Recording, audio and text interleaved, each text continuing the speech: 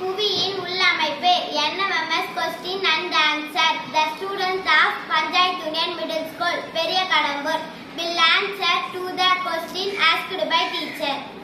Knife எதனால் உருவானது? Nickel மற்றும் ஃபெரட்ஸ்.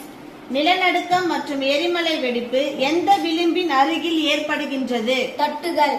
நிலநடுக்கத்தின் ஆற்றல் செறிவின் அளவினை எதன் மூலம் அளக்கலாம்? ரிக்டர் அலகு. பாறை குழம்பு வெளியேறும் குறுக்கலான பிளவை எப்படி அழைப்பர்? எரிமலை துளை. மத்திய தரை கடலின் கலங்கரை விளக்கம் என அழைக்கப்படும் எரிமலை எது? ஸ்ட்ராங்போலி.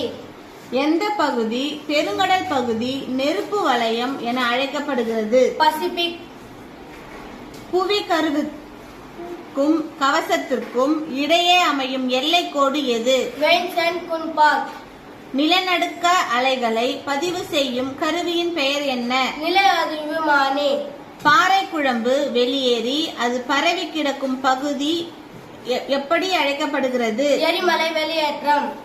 செயல்படும் எரிமலைக்கு உதாரணம் என்ன? Saint Helen. எரிமலைகளின் அறிவியல் பூர்வமான ஆய்வுகளை எதில் அழைக்கின்றன? எரிமலை ஆய்வியல். புவியின் மேலோட்டிகளின் பெயர் என்ன? புவியின் வெளிப்புற அடுக்கு மேலடு. சியால் என்றால் என்ன? புவியின் மேலடு. புவி பாறைக்கோள தட்டின் நகர்வின் பெயர் என்ன? கண்டந்தட்டு நகர்வுகள். செயலிழந்த எரிமலைக்கு உதாரணம் என்ன? மியான்மர், போப்பா, ஆப்பிரிக்காவின் கிளிமந்தரே மற்றும் கென்யா எரிமலைகள்.